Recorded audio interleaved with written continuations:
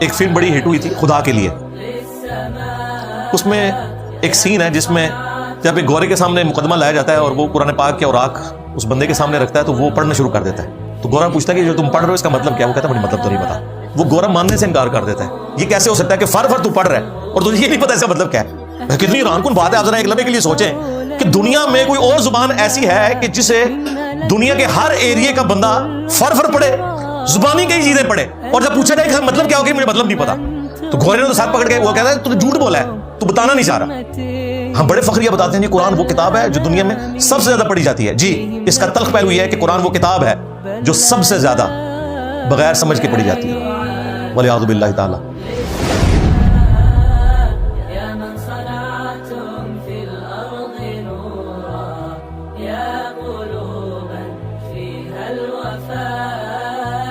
بشراكم اليوم السرور